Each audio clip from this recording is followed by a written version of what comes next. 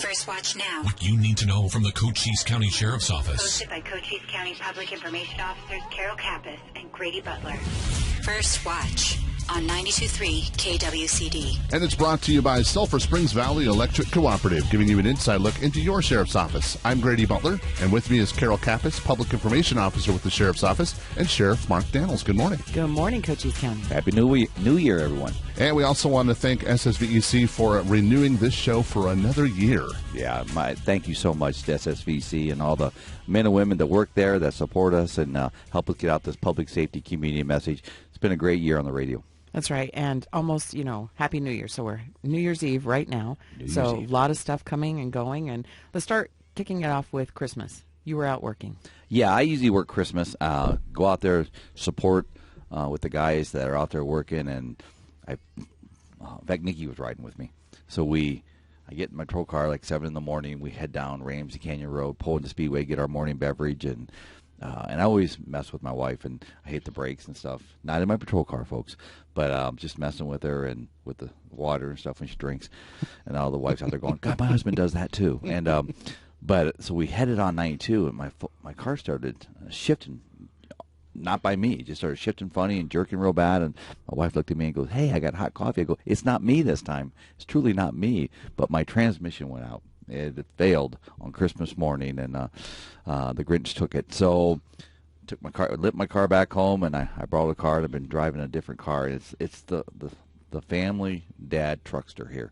It's an Equinox. It's one of our UC cars. But let me tell you, people fly by me. They do things they shouldn't do. So my traffic stops have really increased because, I think everybody who listens to this show knows that I will stop you as a sheriff. But yeah, this car. In fact, my first stop of the night, second day I had it, car went flying by me about 70 miles an hour. And I turned on. This got undercover lights in it, so they're really hard to see anyway. They're like a last resort lights.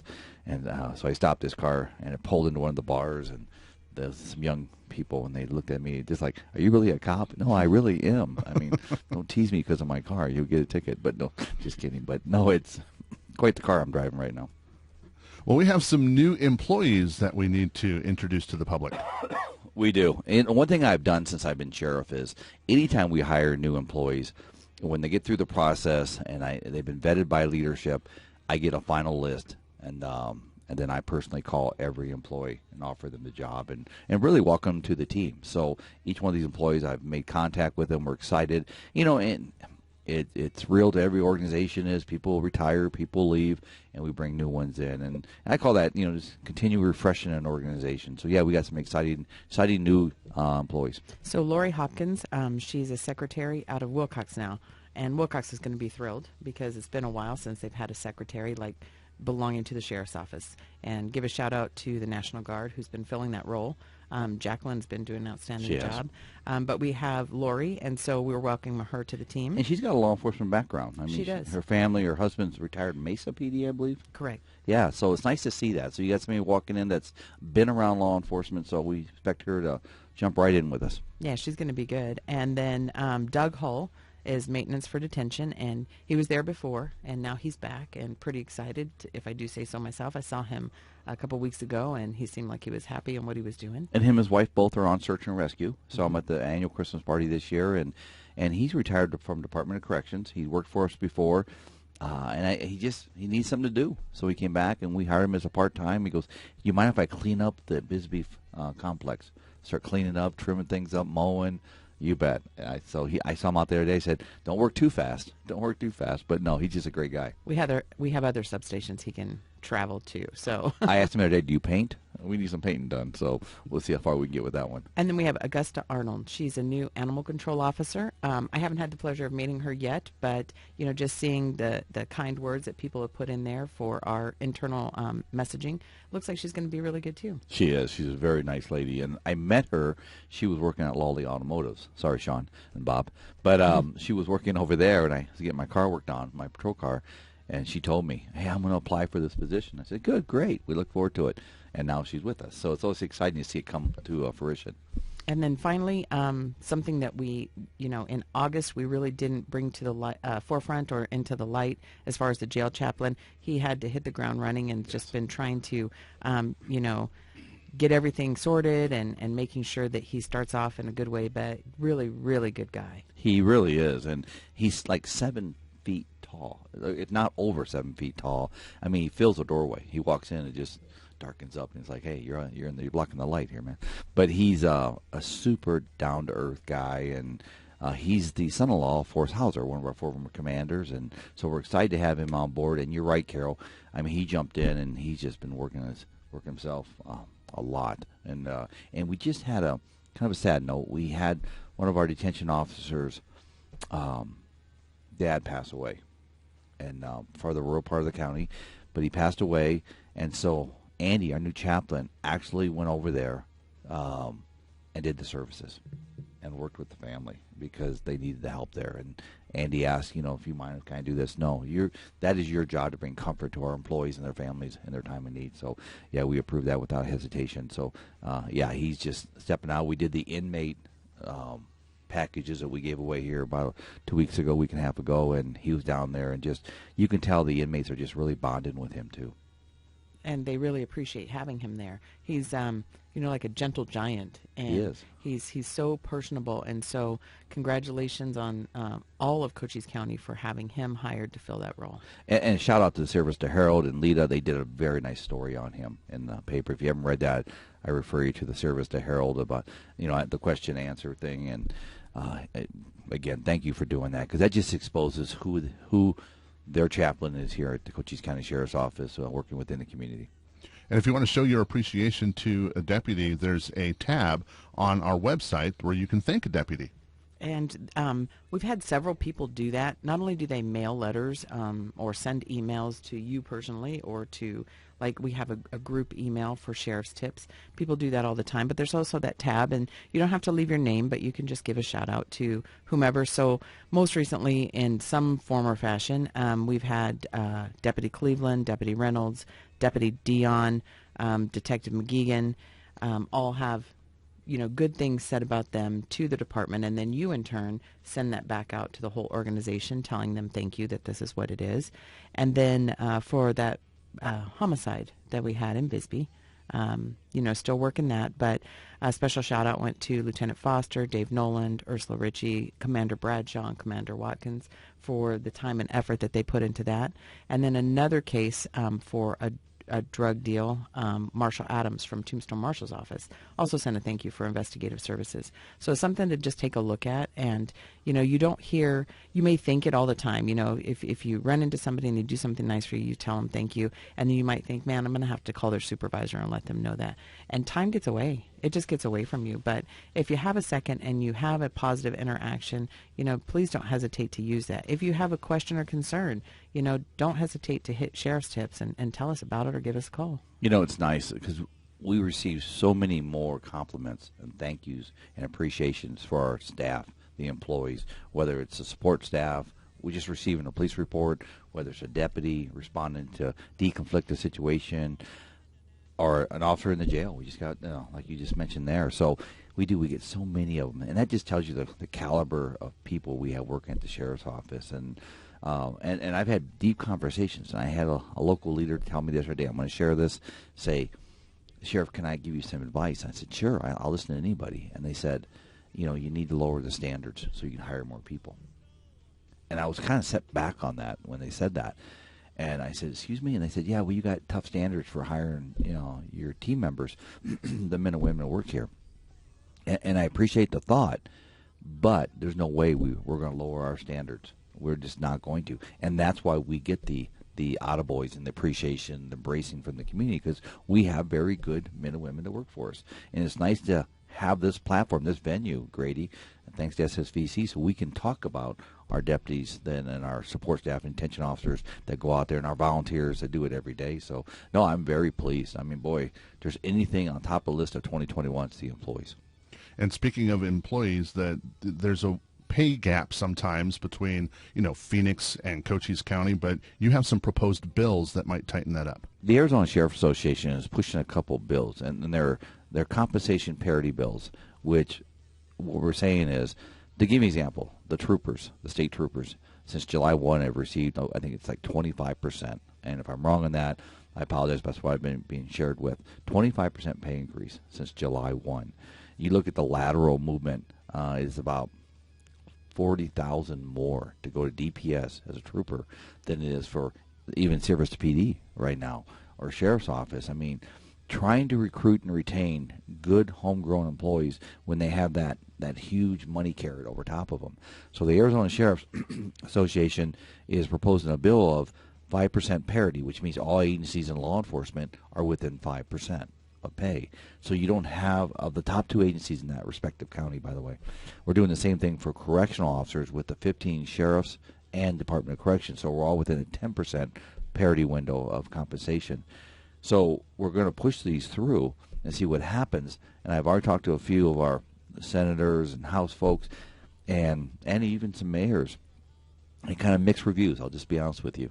And the local agencies don't want to be governed by the state. No, don't tell us that, we have to pay them that much. What do we want to pay them more? Well, they didn't say this is a minimum base pay. It's not a maximum pay.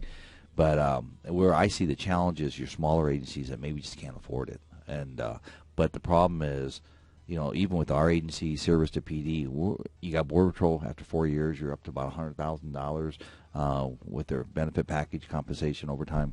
And then, again, how do you compete with that? That's tough. DPS, you're not far from that either. So it just makes it really tough. So we're trying to keep our talent within our respective counties. But it also goes back to something I've said since I've been sheriff for the last 9 years is you have to prioritize public safety in communities. If you're not doing that, just like we prioritize education over the last few years, we have to do that. So I'm a big proponent of that. If you don't have public safety, you don't have good education. Those two are the backbones of communities besides the people themselves. And also search and rescue, looking for more search and rescue funding. Yeah, our search and rescue teams, our volunteers, and I met with them here a few months ago, and this is common throughout the state, but they go out there, they use their own vehicles, a lot of them do, they don't get reimbursed. We're the only county in the state that doesn't reimburse our volunteers for mileage, for fuel. So we just have to do some different things. We just need to, and we've changed over the last 9 years, just getting some competitive salaries. I thank the board members that have supported that cause, but we really got to get competitive here. We really do. Otherwise, we're going to lose a lot of our talent. And I refuse to hire substandard employees. I do. All that does is open up the liability tanks and the money coffers for Cochise County. I won't do that. We also got a grant for a new vehicle. We do. We've been very blessed when it comes to the state. And hopefully January we're going to talk more about grants and our partnership with the state of Arizona and the governor's office, who's been awesome with us. So we should have some contracts coming in from there to help with some border issues. But we just got some money from the governor's office of highway safety again to support another vehicle. The problem we're having with vehicles, and I just want to share this, talking about my vehicle, for example. There's a reason I'm driving the daddy truckster vehicle right now, I call it. One thing I'm missing is the soccer balls in the back. But it is the fact that trying to order vehicles, we can't make an order till May right now. And so the supply, I know some of the law enforcement agencies, you just can't get vehicles in. The towels that we need, the police packages, they're just not coming in. So I was talking to our fleet director the other day, and we can't make another order till May. So, and we just ordered 5 or 6 vehicles. So, yeah, it's a real challenge. And hopefully we can get over this hill on these vehicles. We'll see a resurrection of the Crown Vics. I've always liked the Crown Vics. You'll never see an argument with me on those. Those were big, bulky vehicles that got us down the road, and they were dependable. And this is hard for a GM guy to say this about a Ford, but, yeah, they were very dependable. Well, let's talk about the border update for this week. Well, I was in Yuma on the 28th, which I think it was Tuesday was. Went over there and got a tour of the Yuma border, which their border is dealing with give-ups. 1,100 a day is what they're addressing, just in Yuma. And these people, and you're probably saying, okay, well, what's going on there? They actually fly to Mexicali, Mexico, get out of the airport, they're bused to the border, where they walk across the border. So they're not coming across, dirty, sweaty, tired. No, they're dressed better than I was telling Carol before the meeting. Better than she and I looks this morning. I looked at it, wait, what's the catch here? And then Border Patrol brings down commercial buses, and they line them up, put them in the buses, and take them in. All 1,100 a day. And what's ironic, and this was really interesting, was the sheriff down there, Sheriff Wilmot, took me on the south side of the fence, but still on the U.S. side. Didn't go into Mexico. But there's just layers of trash like you've never seen. But also ID cards, prescriptions, all the different things where they just dump all their personal property on the south side of the fence, because when they come to the United States, they get there. It's like a fresh start in life. They get all new. They get all new medication. They don't want. They leave their IDs behind. So again, it's just wow. I mean, and I look at this. I don't call it a solution. It's an open border. It really is right now. So again, no matter where you stand on it, we got to get some better management on that. And I've been poking Congress a lot on this. U.S. Congress, they have to start doing some things. There's no doubt about it on that in this administration, because right now, if you come to the border, you come right in.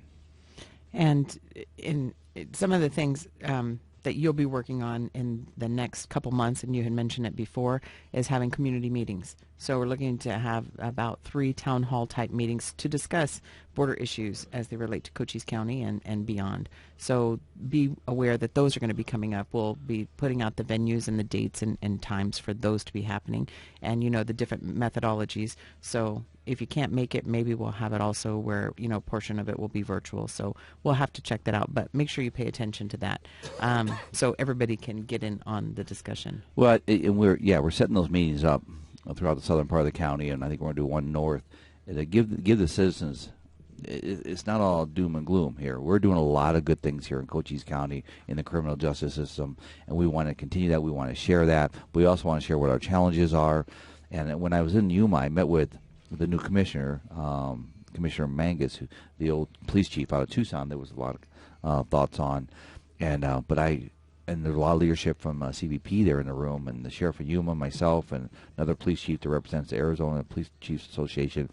We were all pretty vocal on the fact that, and this is what I brought up, was where do we go from here? What is the end game? What are we doing to solve it? All we're doing is triaging it right now. We're not solving it.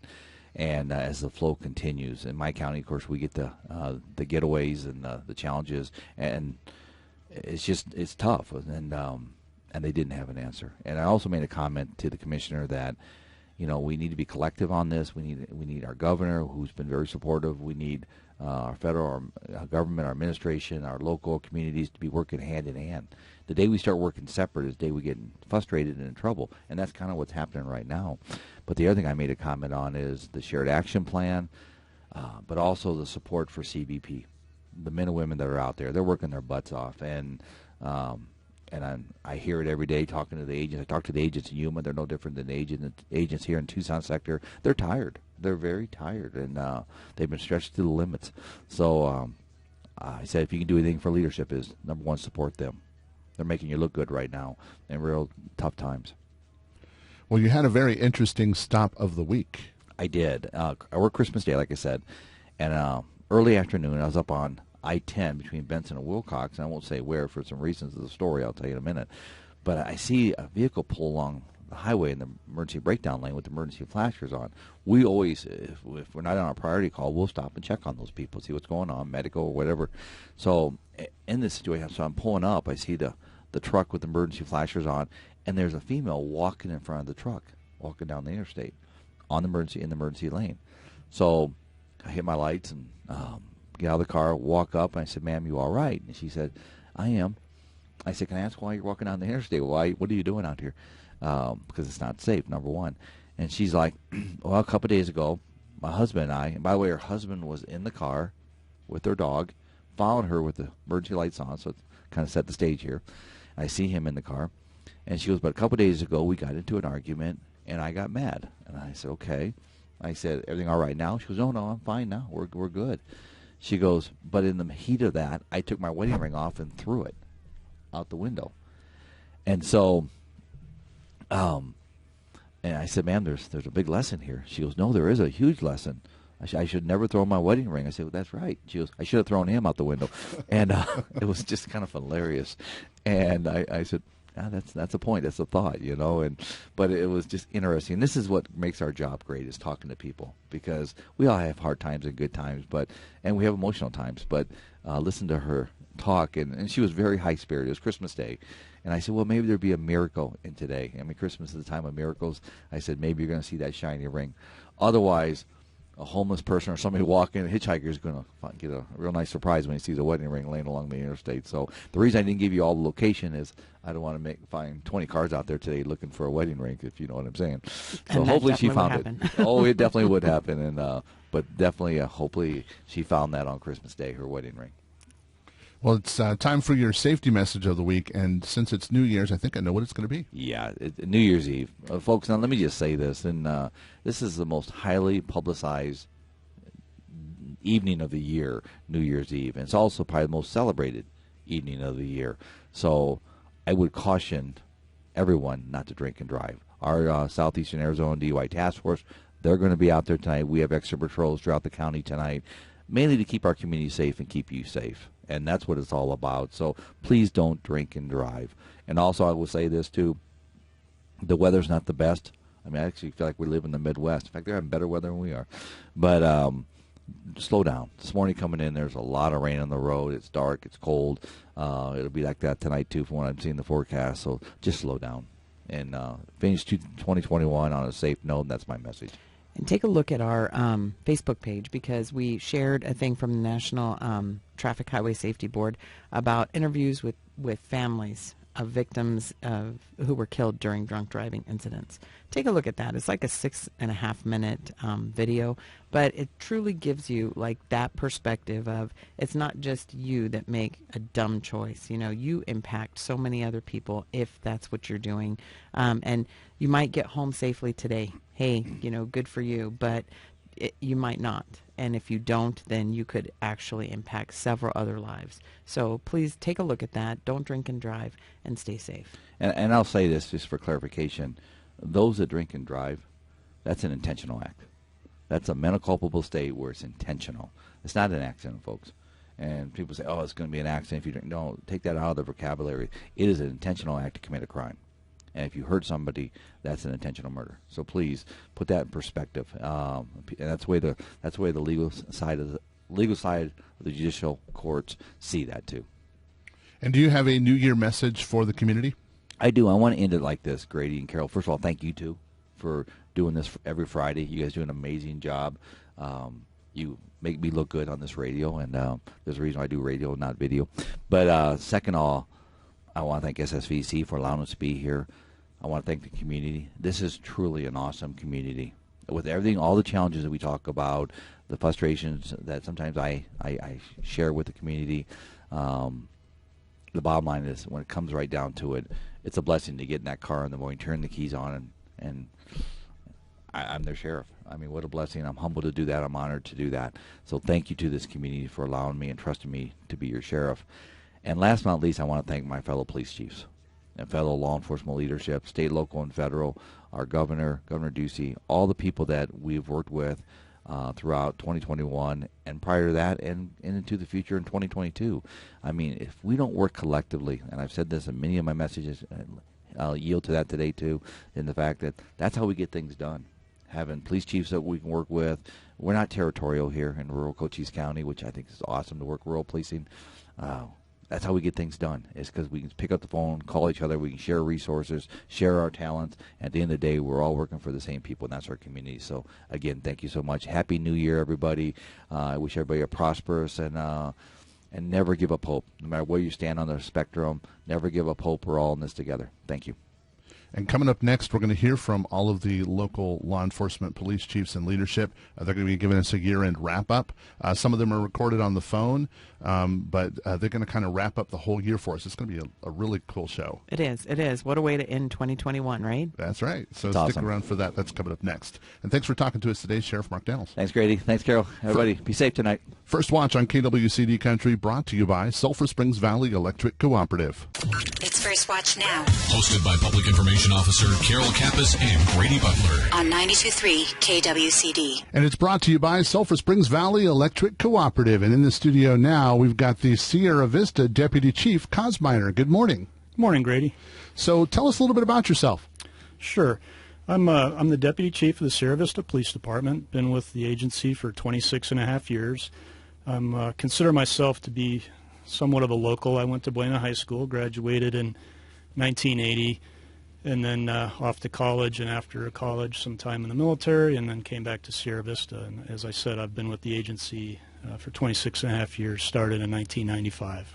Well, tell us a little bit about the Sierra Vista Police Department. So we're a full-service police department, and we serve the city of Sierra Vista, and work with partner agencies in and around Sierra Vista as needed.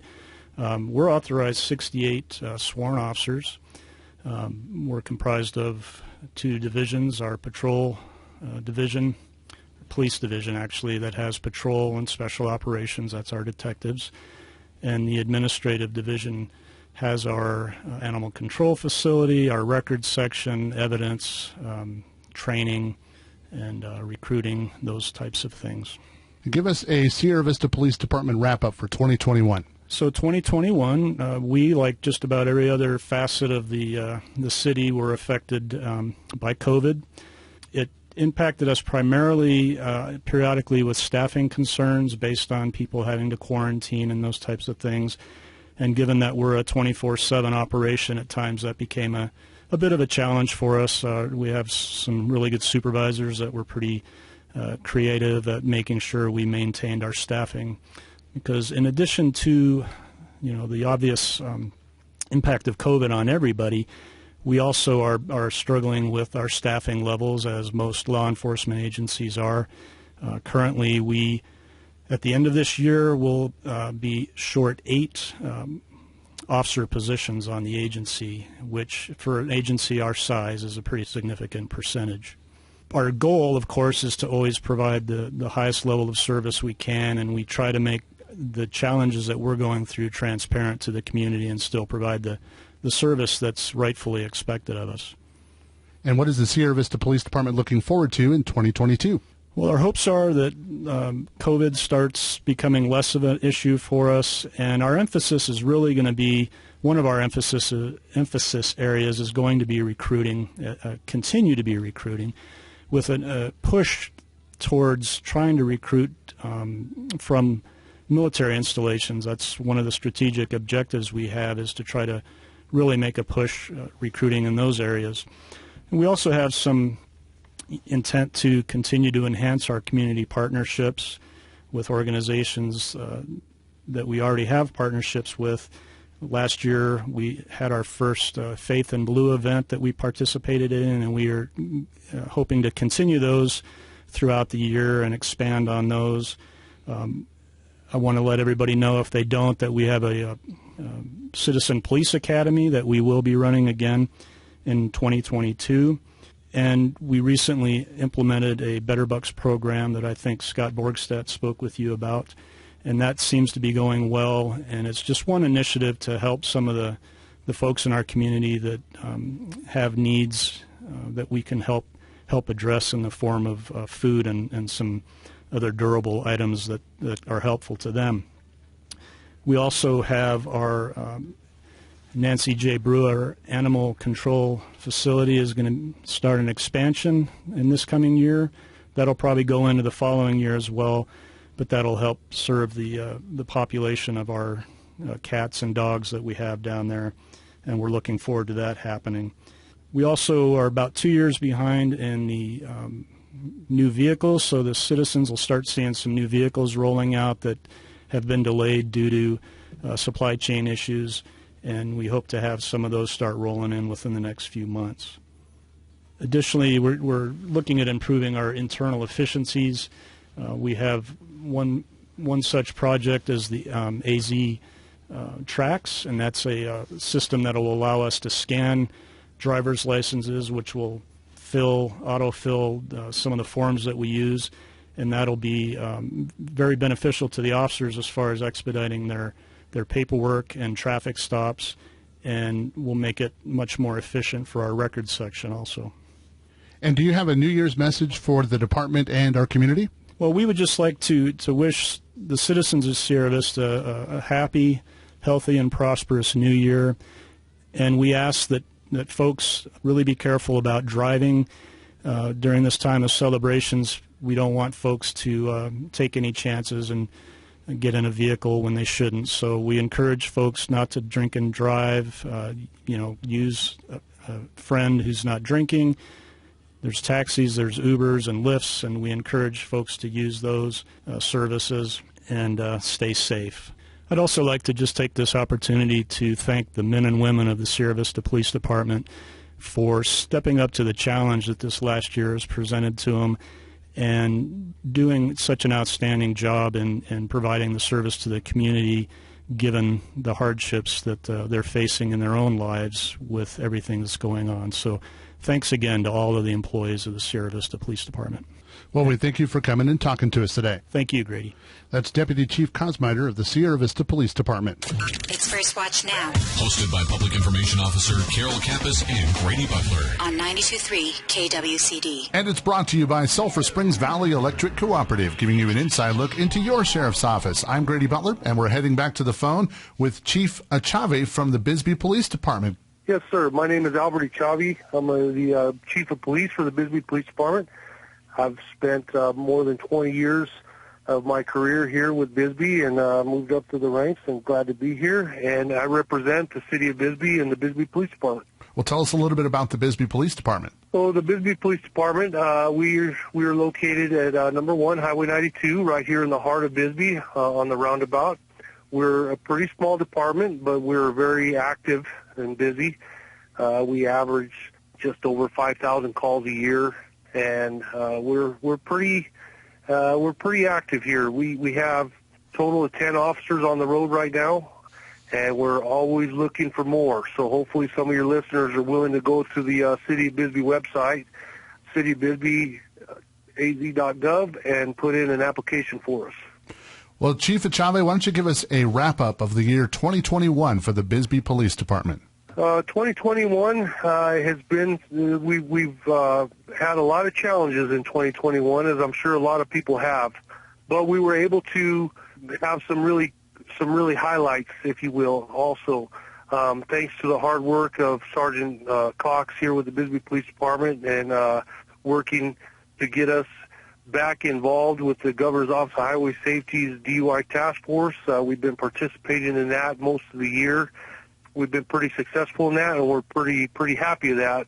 We have Officer Nash was our MAD award recipient this year with the total 30 DUIs, which is a pretty good number for a small place like Bisbee. We're very proud of him and his accomplishments.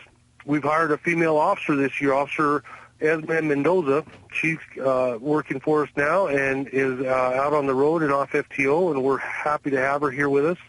I would have to say that one part of the wrap-up is we've lost a lot of our employees to other agencies and in some cases other careers, and I'd want to just kind of mention them as well. You know, we've lost a couple of our dispatchers, Denise and Emily, have gone on to other locations, and we wish them the best, and we miss them. We've had several officers. Steve Gardner retired. That was pretty hard for Bisbee PD to lose somebody who's been here as long as he has, but we wish him well in his future endeavors. We had several police officers move on to other agencies. Charles Carbajal, Tim DeFore, Dan Brennan, Tommy Montgomery, Christopher Long. We wish them all the best.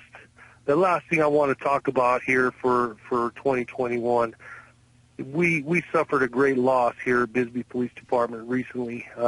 Bill Bagby was a longtime employee with the city of Bisbee.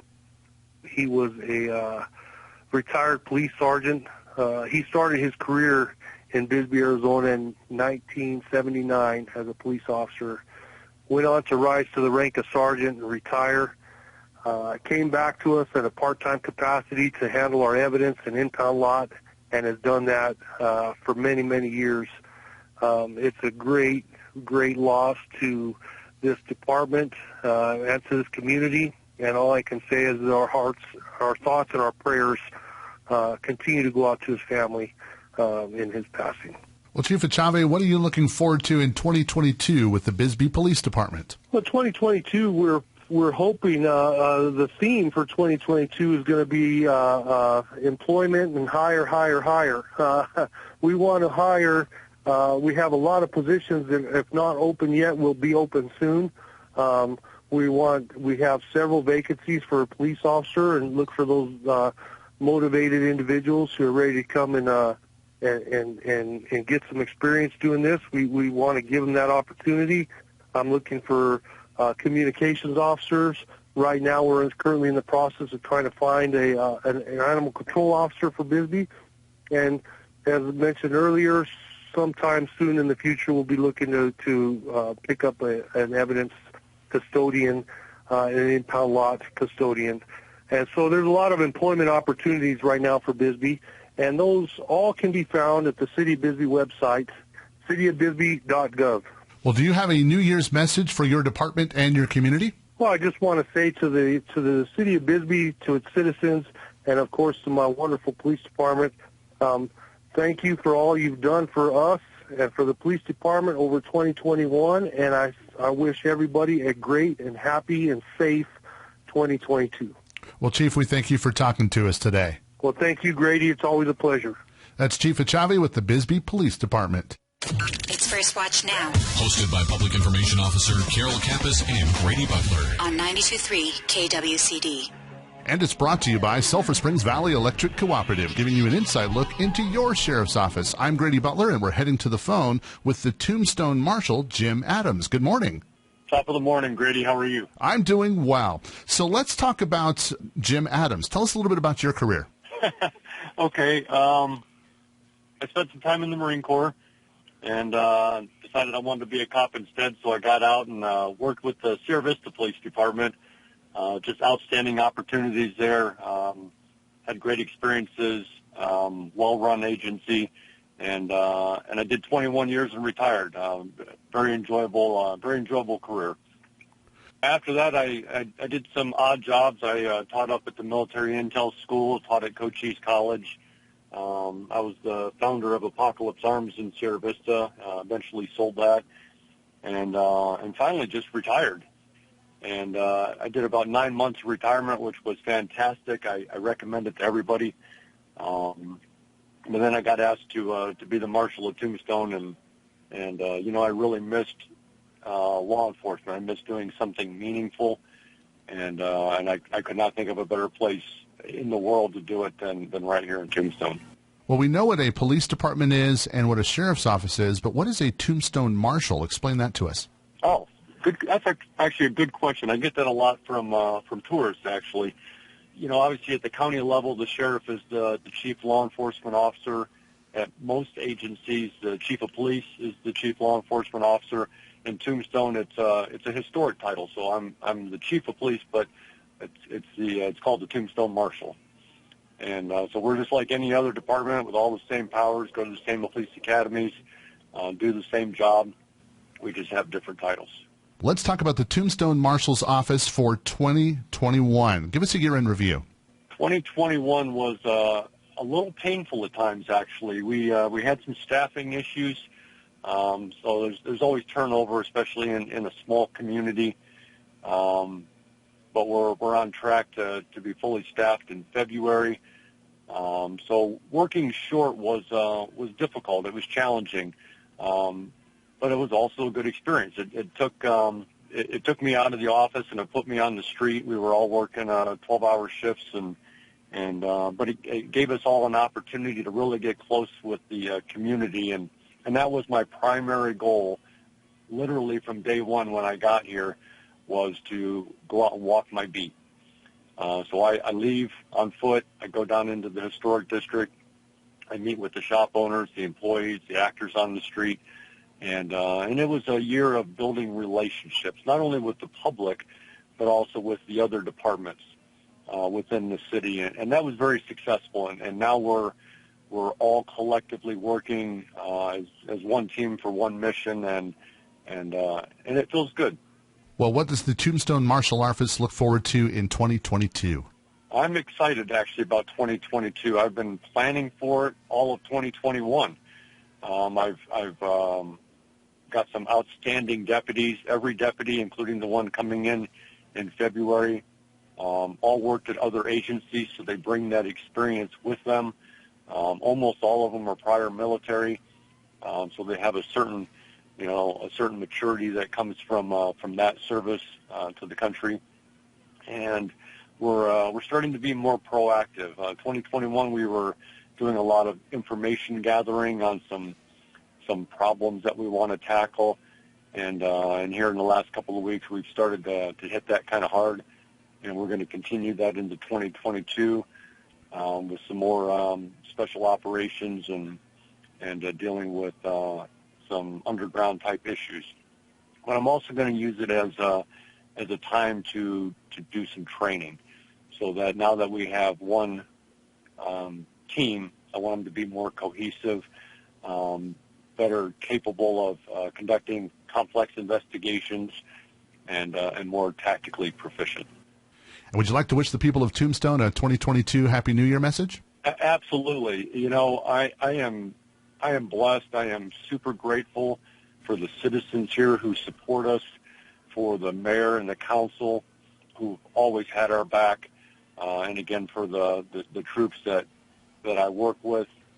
Wow, I just couldn't ask for anything better, and again, I'm grateful for them. I wish them certainly a very Merry Christmas, and definitely looking forward to a fantastic New Year.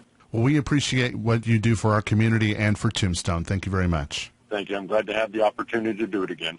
That's Jim Adams, the Tombstone Marshal. It's First Watch Now. Hosted by Public Information Officer Carol Kappas and Grady Butler. On 92.3 KWCD. And it's brought to you by Sulphur Springs Valley Electric Cooperative, giving you an inside look into your sheriff's office as we head to the phone with the Wachuka City Chief of Police, Jim Thies. Good morning. Good morning. My name is Jim Thies. I'm the Chief of Police for the Wachuka City Police Department, the town of Wachuka City. I've been employed since 2009, worked my way up the ranks. Very proud of what our town has managed to do over the last few years. It's been a lot of work, a lot of perseverance, a lot of change, and at the end of the day, we need to do it right for the town, the people, the citizens. Well, tell us a little bit about the Wachuka City Police Department. The Wachuka City Police Department consists of 4 sworn officers, which includes me. We have 1 records clerk, we have 1 senior records clerk, which is also an administrator, and 1 animal control officer to facilitate approximately 1,700 citizens directly and anybody who comes into our town indirectly. Give us a wrap-up of Wachuka City Police Department for 2021. Well, as you know, being a smaller police department, we don't generate huge statistics, and that's not what it's about anyways. Some of our acquisitions we've gotten this year, we got involved with the TRACS program. It's paperless citations. It takes away human error. It should be a little cheaper. I'll know after the first year. We also got 2 Chevy Tahoes, 2020s. Very proud of that. It's moving Wachuka City from pickup trucks. The recent acquisitions from about 2012 to 2013 were Dodge Chargers, and we're now rolling into a larger, more stable platform. As I've said in the past, it's a rolling office for the officer. As far as training goes, we've already completed our 2021 AZ Post certification. We've met all the requirements. Very happy about that. Chief Thies, what are you looking forward to in 2022? 2022 is going to be a lot of challenges. Logistics, we don't have a lot of people, but we have an abundance of work that has to be spread throughout a very small department. I've got 2 corporals that I'm going to send to a basic leadership course in February. It's very good for them to get a head start on learning the other side of the equation. We're looking to hire a new officer to replace one we lost. That's always exciting to bring in a new perspective. They go through the academy. It's the most recent training that can be passed on to the officers who've been here for a while. That's excellent. In 2022, we'd like to kickstart the school resources officer. I know there's grants out there, and even if we can't get the grant, just find a way to shift some hours and have a stronger presence at the school. Pre-COVID, we did have that. COVID slowed things down a little bit, and I'm looking forward to getting back into the school and helping the children develop mentally, emotionally, and most importantly, stay out of trouble. Now, we're also going to work towards acquiring a canine unit. I've always believed that that's a game changer for a small town if you can have a working canine, a good canine officer and a working canine dog. It's an amazing tool. We're looking at the pricing, how much it costs, what we can get in acquiring grants, and most importantly, finding the right officer who will champion this cause. And Chief Thies, would you like to give a New Year message to your department and your community? Yes, for my department and the community and all we serve, directly and indirectly, I would ask that everybody stay safe, stay strong, as we continue to move the needle in favor of the town of Wachuka City, its staff, and most importantly, the citizens of our mighty little town. That's Chief Thies from the Wachuka City Police Department. It's First Watch on KWCD Country, and it's brought to you by Sulphur Springs Valley Electric Cooperative. It's First Watch Now. Hosted by Public Information Officer Carol Kappas and Grady Butler. On 92.3 KWCD. And it's brought to you by Sulphur Springs Valley Electric Cooperative, giving you an inside look into your sheriff's office. And we're heading to the phone with the Wilcox Chief of Police, Mr. Hatfield. How are you doing, sir? Good, sir. My name's Dale Hatfield. I'm the Director of Public Safety for the Wilcox Department of Public Safety. I started my law enforcement career 1 April of 1998 as a military police soldier. I served for almost 6 years, and then I went to work for the Department of the Army Police on Fort Wachuka. And then in 2006, I applied with and was hired with the Wilcox Police Department. With the department, I've gone through the ranks of patrolman, canine handler, became the patrol sergeant, and then was selected as the Director of Public Safety, which not only takes care of the police department, but I'm also the fire chief. And I've been this for the last 3 years. Well, tell us a little bit about the Wilcox Police Department. The Wilcox Police Department is a 12 certified department. We have a communications division, humane division, fire division, as well as investigations division. The Wilcox Police Department's been, I want to say 1941 is when it was comprised. City of Wilcox was incorporated in 1915, and we've been serving the public ever since. Well, give us a Wilcox Police Department 2021 wrap-up. 2020 wrap-up. Not the greatest of years that I've seen, but definitely not one of the worst ones. A couple of the good notes, my officers took about 80 pounds of meth and heroin off the street. I have 3 officers that are nominated for life-saving awards. I believe 5 nominated for a combat cross from an incident that occurred a little while back. We're putting 3 in the academy right now, so we're looking forward to getting out of 2021 and heading into 2022. Well, what are you looking forward to in 2022? I'm looking forward in 2022 to hopefully never have to put a badge shroud on for a fallen officer in the state of Arizona. Unfortunately, 2021, we saw a little bit too much of that, as well as getting out of this pandemic without any more loss of life. And do you have a New Year greeting for your department and community? I do. I would say be kind, understand that people are going through things that you can't comprehend, and just remember to live your best life, follow the rules, and have a great 2022. Well, we appreciate you talking to us this morning. Thank you. Thank you, sir.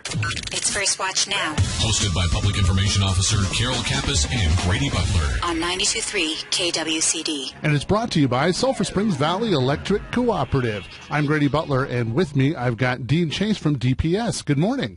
Good morning, sir. So give me an introduction to yourself and your department.